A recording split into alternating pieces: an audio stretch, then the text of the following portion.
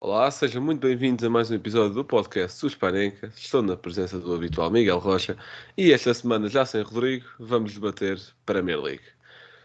Na semana passada fizemos um episódio num formato muito semelhante com a Liga NOS e como a maior parte dos campeonatos da Europa já estão praticamente resolvidos, alguns já têm campeão mesmo, outros vão ter hoje, que vai ser no Real Madrid espanhol, muito provavelmente, sendo que isto está a ser gravado às 11h53 do sábado. E Premier League é assim o principal campeonato, ainda está aberto. Aliás, e Série A também ainda. E a Premier League tem-se estado a destacar por ser uma liga de duas equipas, City e Liverpool, ambas ainda nas semifinais de Liga dos Campeões, o que também vai atrapalhar aqui para esta corrida. Portanto, o Rocha, começando aqui pelos primeiros lugares, campeão, quem é que vai ser? Pois, realmente é bastante difícil.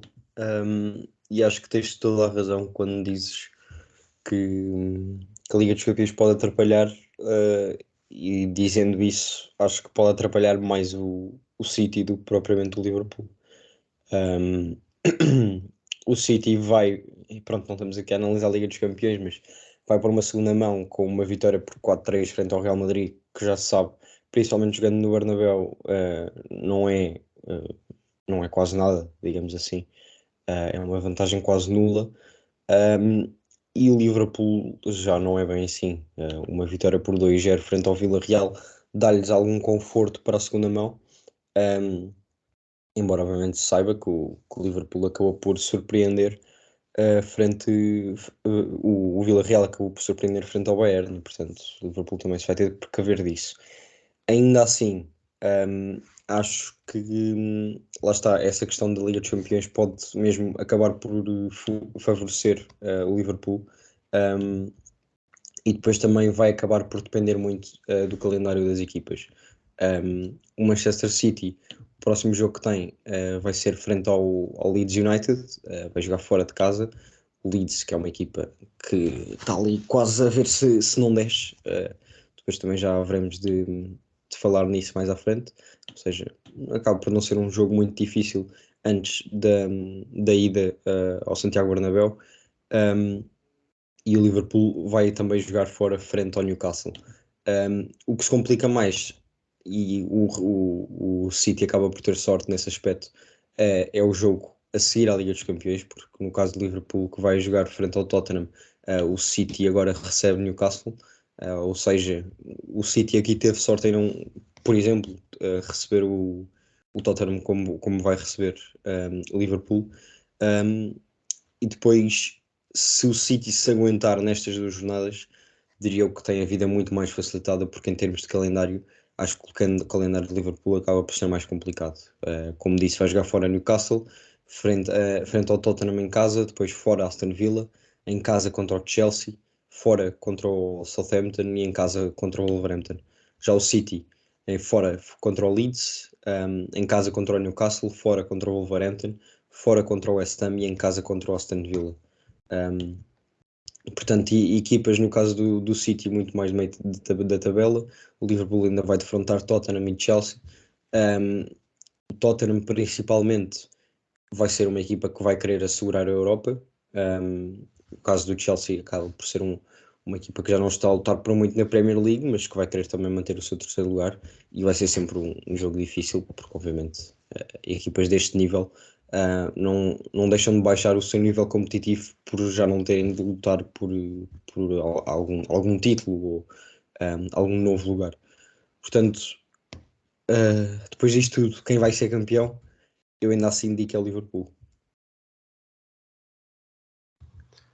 Bem, tu estás mais certo do que eu, porque eu não faço a mínima ideia. Eu estou a 100% a 50-50. Porque, lá está, eu a pensar que com esta questão das meias finais da Liga dos Campeões, que já abordaste, como o Liverpool conseguiu uma vantagem importante na primeira mão, eu achei que iam rodar um pouco na segunda e assim focar-se mais nos jogos da Premier League, tanto o de hoje contra Newcastle, se não me engano, e o da próxima semana contra Tottenham. Mas Não, eu fui ver o 11 ainda agora e estão a rodar. Portanto, presumo que isto seja para ir com o 11 na máxima. É assim, e o rodado do Liverpool é ter Diogo Jota e Luís Dias a titular na mesma, não é por aí. Mas presumo que isto seja para ir a meio da semana na máxima força também e seja uma mensagem de Jürgen Klopp tentar passar uma mensagem de estar 100% focado na Liga dos Campeões e querer mais esse prémio do que a Premier League. Obviamente que, aliás, o Klopp e tanto o Van Dijk já falaram nisto muitas vezes, que é muito complicado conseguir conquistar os 3 prémios, fazer o triplete, uh, e no caso do Liverpool até seriam 4 porque ganhou a Taça da Liga. É muito complicado devido ao calendário. O Liverpool até tem feito isso bastante bem esta época, e vamos ver se vai conseguir conquistar esses tais 3 prémios pelos quais ainda está na luta. Está na final da Taça de Inglaterra, está a disputar a Premier League e a Liga dos Campeões ainda. E pronto, isto tudo para dizer que isto parece-me ser uma mensagem de Klopp a dizer que se quer focar mais na Liga dos Campeões. Mas obviamente, e acho que já tivemos esta conversa também aqui, eu acho que se formos perguntar a qualquer adepto inglês do City ou do Liverpool, ou sequer qualquer equipa dos Big Six, que é que preferem ganhar, a Premier League ou a Liga dos Campeões, eu acho que o campeonato deles está num nível tão mediático que eles dizem que preferem ganhar a Premier League. E acho que isso também se reflete um pouco nos últimos anos de City, em que o Guardiola sempre privilegiou muito mais a Premier League. Agora, nos últimos anos, a tendência tem vindo a inverter, porque é a única coisa que falta conquistar ao Guardiola pelo City, e lá está, como falta isso, era necessário focar-se mais na Champions. Mas, apesar disso, também sei que o Guardiola não se iria focar a 100% nesta Champions, e deixado totalmente de lado uma luta pela Premier League com aquele que, para ele, é o maior rival que teve durante a carreira, ignorando completamente José Mourinho, mas é a opinião de quem está lá dentro. E lá está, o City poderia ter matado completamente a eliminatória na primeira mão e focar-se mais na Premier League agora. Mas acabou por não acontecer, é futebol, e as poucas oportunidades que o Real Madrid teve acabou por concretizá-las, e lá está, isto não é sobre Liga dos Campeões, mas gostaria só de dizer, quando gravámos aqui sobre os quartos de final, tanto tu como o José Pedro Pinto da Eleven puseram o Chelsea a passar, eu meti Real Madrid e ainda disse Real Madrid vai ganhar isto porque tem esta coisa, lá está, poucas oportunidades, marca gol, de estrelinha campeão e muita experiência nisto. E vou com essa teoria até ao fim. Eu acho que o Real ainda vai ganhar isto, mas isto falaremos para a semana. E lá está. Isto tudo para dizer o quê? Eu tive aqui 2 minutos a pegar em N fatores para dizer que não faço ideia quem é que vai ser campeão. Depende não só do resultado das semifinais, nem acho que dependa tanto do resultado, porque independentemente deste resultado, a final também já só vai ser no final de maio. Eu acho que depende da intensidade desta segunda meia-final da Liga dos Campeões, e acho que aí o City perde, porque tenho a certeza que o jogo no Bernabéu vai ser muito mais intenso do que aquele em Espanha. Sim, a primeira mão foi em Inglaterra. Aliás, com dúvida real em Espanha. E, lá está. Essa tal questão do calendário. O Liverpool é um pouco mais complicado, mas eu acho que estas duas equipas conseguiam limpar qualquer um dos calendários facilmente. Acho que estão a esse nível. Acho que conseguiram domesticar este campeonato a esse ponto. E lá está, olha, por exemplo, Eric Ten Hag vai ter uma tarefa complicada para o ano para tentar desbipolarizar a Premier League nesse sentido.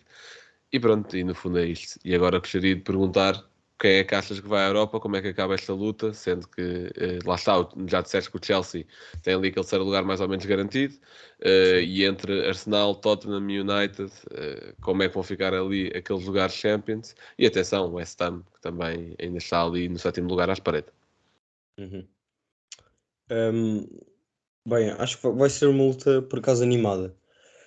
Um, por somente um fator, o United que está em sexto lugar, que está a 3 pontos daquele lugar que dá acesso à Liga Europa, e a 5 do que dá acesso à Liga dos Campeões, é a equipa na Premier League com mais jogos realizados. Para isso deve ter contribuído terem saído tão cedo de várias competições. Um, e portanto, seja Tottenham, seja Arsenal, diria que são as equipas que o United ainda quer ultrapassar. Tem menos 2 jogos que os Red Devils, e portanto é muito complicado para o United. Acho que pelas contas tinham de ganhar todos os seus 3 jogos que ainda faltam, que são 38 jornadas. E o Arsenal e o Tottenham teriam de perder pontos que ainda vão jogar 5 jogos. Acho que em 5 teriam de perder pontos em 3 ou algo do género. E portanto é uma luta muito complicada. Eu acho que vai ser mais renhido ver quem vai à Champions e se entre Arsenal e Tottenham. O United, se conseguir um lugar europeu, vai ser uma sorte imensa, penso eu. Ainda há aquele aspecto, penso eu, que também acontece em Inglaterra, como se o Liverpool for campeão, por ter ganho a taça, abre-se uma nova vaga. Nesse caso seria para o United, que é o que está logo a seguir aos lugares europeus. E pronto, a minha aposta, e também olhando aqui para o calendário, vai-se resumir muito a uma jornada, curiosamente, que foi adiada, que foi a jornada 22, em que o Arsenal vai jogar a casa do Tottenham. E portanto, estando o Arsenal e o Tottenham a 2 pontos, ou melhor, o Tottenham do Arsenal a 2 pontos, vai ser aqui um jogo que vai determinar muito, principalmente porque é a antepenúltima jornada, entre aspas, embora seja uma jornada adiada. E portanto, uma vitória do Tottenham, acredito que o Tottenham acabe no lugar de Champions. Um empate do Arsenal ou uma vitória, acredito que deem essa passagem à Champions do Arsenal. Porque o Tottenham precisa mesmo de ganhar esse jogo, porque ainda vai jogar frente ao Leicester em casa, vai jogar fora contra o Liverpool, e lá está, tem essa sequência depois em casa com o Arsenal. E portanto está muito dependente dessa vitória frente ao Arsenal. O United pode ter aqui uma esperança, não tem jogos muito difíceis, vai jogar em casa frente ao Brentford, fora frente ao Brighton e contra o Crystal Palace. E portanto pode ter aqui essa esperança se, por exemplo, o Tottenham escorrega nestas 3 primeiras jornadas, que não é nada impossível, porque é Leicester, Liverpool e Arsenal. Se escorrega nestas 3 jornadas, reabre aqui esta luta pelo lugar na Europa, embora seja uma Liga Europa, obviamente, que não é o que o United quer lutar, porque depois ultrapassar o Arsenal acho que é muito mais difícil, um calendário que acaba por ser um pouco mais fácil, não muito. Vai jogar fora frente ao West Ham, em casa contra o Leeds, fora Tottenham, fora Newcastle e em casa Everton. São tudo equipas que o West Ham logo ali atrás do United, mas que eu acredito que já não entra para nenhuma destas lutas. E depois o Newcastle, que tem vindo a fazer uma segunda volta espetacular. E portanto nunca se sabe que tipo de pontos é que eles podem sacar aqui ao Arsenal. A minha aposta realista é que fica tudo como está, ou seja, Arsenal em quarto, Tottenham em quinto e United em sexto. Eu a sonhar um pouco diria que o Arsenal fica em quarto, o United em quinto e o Tottenham em sexto. Concordo plenamente, não há muito mais a dizer. Eu acho que disseste agora os calendários e é bom termos essa ideia. Acho que Arsenal vai garantir o terceiro lugar, não só porque acho que é mais constante do que o Tottenham e que joga melhor futebol Terceiro do ou que o quarto? Tottenham. Desculpa, o quarto. Estava a ver aqui, estavas a dizer que Não, passava ao não, não. Chelsea. Não, desculpa. Porque acho que joga futebol mais constante do que o Tottenham e, na minha opinião, futebol mais atrativo e melhor futebol mais eficaz do que o Tottenham, apesar do belo trabalho do Conte desde a sua chegada. E nesse sentido, eu acho que o Arsenal é o lugar mais certo nesta minha previsão. Agora, quanto a Tottenham e United, acho que vai ser incerto, mas a questão é: eu mais facilmente vejo o United a perder mais pontos no calendário do que tu disseste do que o Tottenham. Porque lá está, não acredito que Tottenham vá além de um empate contra o Arsenal, por exemplo. Acredito que consiga ganhar ao Leicester, por exemplo. Agora, United, vejo perfeitamente a perder pontos com o Leeds, vejo perfeitamente a perder pontos com o Everton, que aconteceu não há tão pouco tempo, não há tão muito tempo, aliás. Foi que uma derrota, acho que foi uma derrota, sim, com o Everton em há coisa de 2, 3 semanas, numa jornada que acho que tinha sido adiada. Mas quem? O United. Mas o United é Brentford, Brighton e Crystal Palace. Então quem é que era com o Everton? O Everton é o Arsenal na última jornada. Então estava a confundir, desculpa. É. O Tottenham é que vai jogar o Arsenal é que vai jogar com o Leeds, sim. Ok. Sim, o que Sim, estavas a dizer era então é do o do Arsenal. Arsenal, exato. Ok. Pronto, mas ainda assim, por exemplo, pegando o nome do Brentford, vejo na forma em que o Brentford está, sendo que não há muito tempo deu 4-1 ao Chelsea, nesta nova vida com Christian Eriksen no meio campo, não vejo porquê não conseguir tirar pontos ao United, por exemplo. Eu vejo no United e no Tottenham duas equipas inconstantes, sendo que uma, em certos momentos da época, praticou bom futebol e a outra não, que foi o United. Portanto, o bom futebol do United baseava-se no Ronaldo decidir jogos e ainda assim conseguem considerá-lo um problema. Portanto, coisas que não consigo perceber. Como é que um jogador responsável por 7 dos últimos 8 gols do United na Premier League pode ser considerado um problema? Mas isso é uma pergunta para os eliminados do futebol. E quanto ao Tottenham, vejo mais qualidade de jogo do que no United, portanto vou deixar isto tudo assim. Quanto ao West Ham, não vejo grande motivo para se focarem tanto na Liga, sendo que estão nas meias finais da Liga Europa, empataram o seu jogo nas meias finais. Não, empataram nada, perderam 2-1 com o Frankfurt, se Com o não me engano. Frankfurt, sim. Não perderam, exatamente. Estava a confundir com o resultado do Leicester contra a Roma para a Conference, mas lá está. Eu acho que faz muito mais sentido apostarem nesta tal meia final da Liga Europa e na final, no sentido de conseguirem garantir um lugar de Champions por essa via, no fundo. E a eliminação do Barcelona para o Frankfurt pode ter sido algo que os tenha ajudado, entre aspas, apesar do Frankfurt já lhes ter ganhado uma vez, ainda agora nesta meia final. Vamos ver como é que essas contas, entre aspas, que isto não é um campeonato, é uma competição eliminar. Vamos ver como é que isso fica decidido agora nesta próxima quinta-feira e vamos ver se ainda vale a pena para o West Ham apostar na Liga, como tinha feito, por exemplo, na primeira metade do campeonato. E agora fechando um pouco as contas da Europa, ali há muitos lugares ali a meio da tabela que já não devem mudar significativamente, já não vai mudar grande coisa. E agora aqui para baixo. Pois, eu tinha dito aí no que para apanhar uns tempos que eu achava que o Newcastle ainda assim ia descer, né? Pois, está em nono. Para a próxima fica lá. E em último, neste momento, temos o Norwich com 21 pontos, o Watford com 22, e estes dois são praticamente condenados, porque entre o Watford e o Everton, que é o lugar a seguir, já há uma diferença de 7 pontos, algo muito difícil de colmatar, tanto para Norwich como para o Watford. Everton está em zona de descida também, com 29 pontos, e a seguir Burnley 31, Leeds 34, Aston Villa 37. Portanto, e posso começar eu agora, lá está, eu acho que estes dois já estão condenados, Watford e Newcastle, e a última vaga há de ser decidida entre Estás a querer Everton. muito que o Newcastle deixa. Watford e Norwich, queres tu dizer?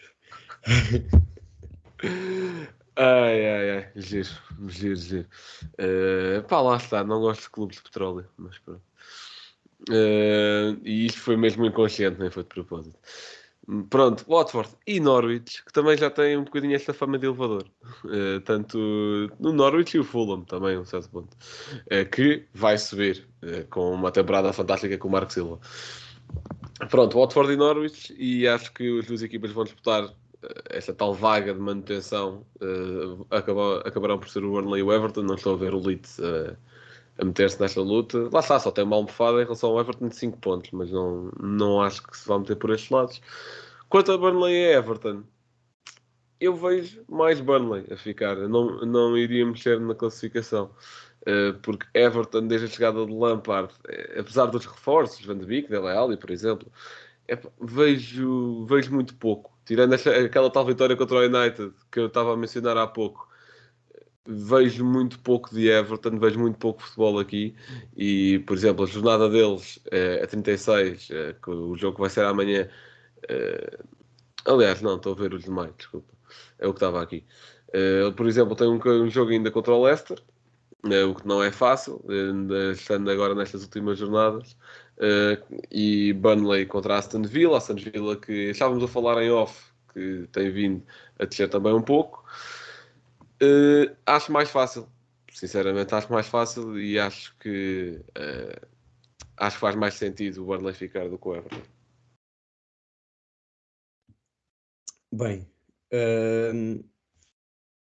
eu aqui diria que uma vantagem que o Everton tem é ter um jogo a menos.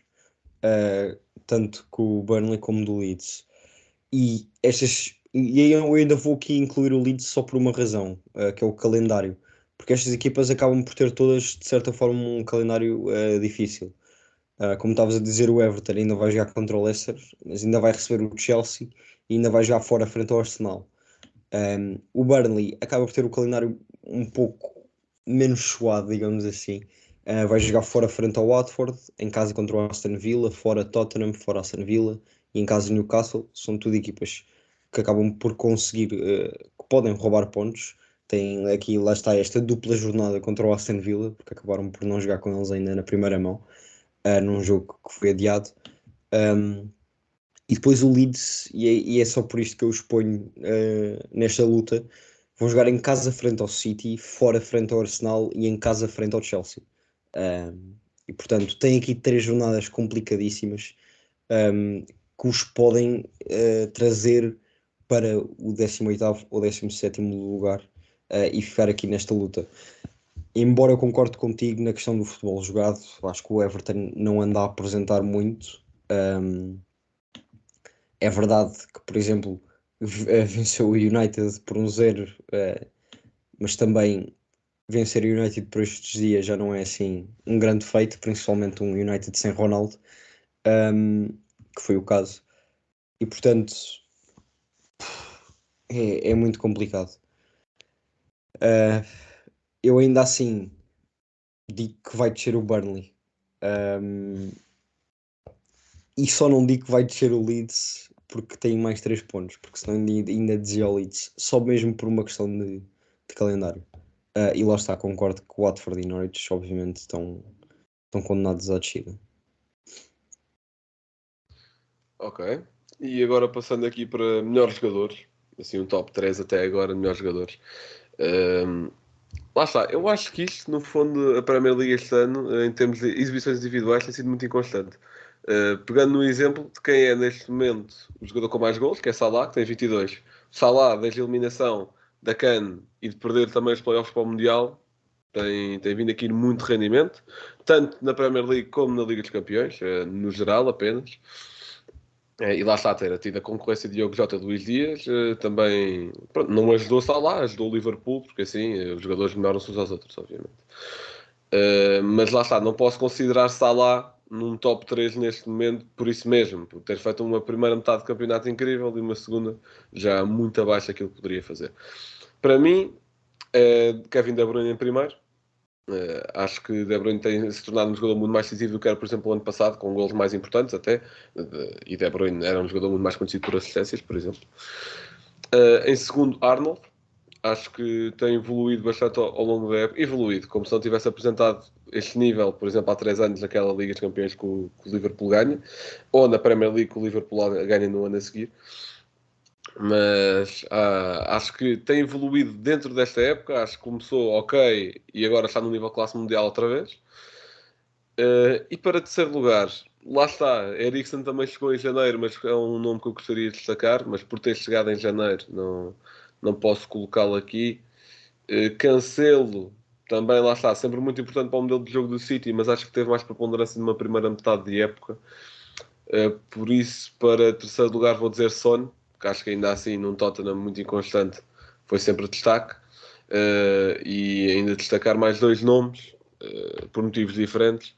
Primeiro, Ronaldo, porque fazer aquilo que ele faz no United não é fácil. E não sei se um jogador do género, sei lá, Lewandowski ou Messi conseguiria fazer o mesmo. Aliás, Messi é a prova desta época que se calhar não conseguiria fazer o mesmo. E outro, James Ward-Prowse, que é um jogador que eu gosto muito do Southampton, que para mim melhor batedor de livros do mundo no momento. E por ter, lá está, esse tal impacto com esses gols de bola parada no Southampton, acho que também merecia o destaque. Mas top 3, De Bruyne, Arnold e Son. Rocha?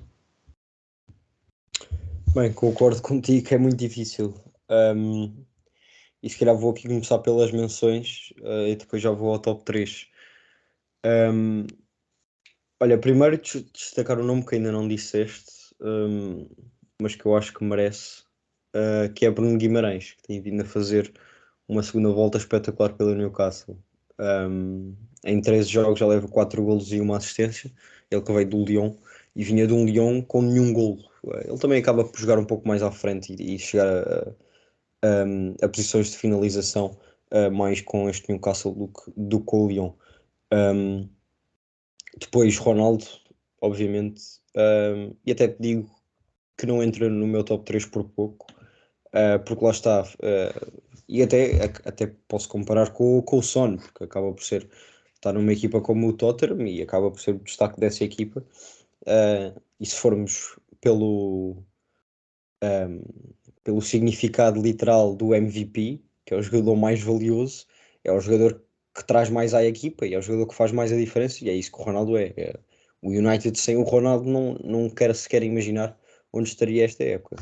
Um, e portanto, por muito pouco não entra no meu top 3. E eu aqui, epá, eu tenho que pôr o Salah no top 3. Um, e portanto vou dizer-te como tu, Kevin De Bruyne em primeiro, Arnold em segundo e Salah em terceiro. Porque embora concorde que não seja o jogador mais constante, principalmente nesta segunda volta, acho que ainda assim tem números astronómicos, 22 gols e 3 assistências. E portanto acho que tem de entrar aqui neste top 3. Seria curioso, mas obviamente que não entra ainda, termos feito a semana passada o top 3 de jogadores da Liga Portuguesa e entrar o Luís Dias e agora também entrar nesta Premier League. Mas não, há de lá chegar. Querias. Está certo. Pronto. Se quiseres introduzir a minha rubrica, estás à Bem, vontade. exatamente era isso. Blanco, o teu facto de hoje. Pronto, o meu facto não é sobre a Premier League, porque esta semana, como lá está, os jogos deste fim de semana também ainda não começaram, estamos a gravar este sábado de manhã, não houve assim nenhum facto assim tão pertinente. O que eu vos trago são os jogadores com mais gols nas competições europeias, porque tanto eu como Rocha, se nos acompanham nas redes, tanto do Hispaneca como nas pessoais, acho que percebem que somos bastante fãs de Karim Benzema. E lá está, Benzema é o melhor marcador de todas as competições, de todas, de Champions, Liga Europa e Conference. É o melhor marcador, com 14 gols. A seguir vem Artur Cabral, 13, principalmente pelo que fez no Brasileiro, ou melhor, 100% pelo que fez no Brasileiro, porque a Fiorentina não esteve em competição nenhuma. Com os mesmos 13, Lewandowski.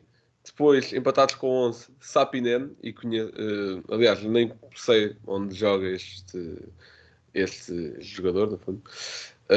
De seguida, Haller, pelo que fez na Liga dos Campeões. Dessers, que também não conheço. Também com 11, Sinisterra, que é um extremo do Feyenoord, que está a fazer uma bela campanha na Conference League. Tanto o Feyenoord como o jogador. E eu não quero dizer nada, mas houve um elemento deste painel que foi ver o Feyenoord no início do ano. E que, ao ver o Feyenoord naquela espécie de vídeo, de conteúdo que fizemos, destacou Sinisterra como um dos melhores jogadores do Feyenoord, mas pronto, isso é outra questão. E com 10, Nkunku, tanto pelo que fez na Liga dos Campeões como agora na Liga Europa, pelo Leipzig. Rocha, estavas aí a fazer umas reações quanto ao facto, não sei se queres dizer alguma coisa ou não, mas Não, gosto do teu prospect de jogador. Foi bom. pronto, obrigado. Vou para Scouter. Exato. Mas, Rocha, o teu momento cultural? Bem, descobri aqui um filme que saiu já em 2020, mas que não tinha conhecimento, que é um filme sobre o Mané, Sadio Mané de Liverpool, que se chama Made in Senegal. Um, e em que é um filme, portanto, verdadeiro, digamos assim, não é verídico, porque obviamente que é sobre o Mané, mas verdadeiro no sentido em que participam vários jogadores, tanto do Liverpool como de outros. O Mané, obviamente, que entra Klopp, entra Salah, entra o Wijnaldum, entra o Van Dijk, entra o Keita, entra Koulibaly, por exemplo, companheiro de seleção, entra o Konaté. E portanto acho que é um filme bastante interessante e basicamente conta a história do Salah e como é que ele conseguiu, vindo de um país como o Senegal, que acaba por ser um país bastante pobre, e já se viu várias cenas da humildade de Mané, em vários momentos, principalmente quando está na seleção. E portanto, basicamente mostra como é que ele saiu da sua vila no Senegal e com aquele talento todo chegou a uma equipa como o Liverpool, e acabou a ganhar Champions e Premier League. E há de ser um bom documentário, de certeza. Portanto, Vamos acompanhando como ficará a Premier League, como acabará a Premier League no fundo. Vamos acompanhando isso nas nossas redes, principalmente no Twitter. Vamos aqui ser francos, nós só usamos o Twitter. Instagram é só muito para partilhar os episódios e para uns conteúdos esporádicos. Vamos ver como é que aproveitamos melhor essas redes no futuro. Mas é um pouco por aí. Obrigado por terem assistido. Vão acompanhando a Premier League e os restantes campeonatos. E para a semana cá estaremos para debater Liga dos Campeões. Um abraço.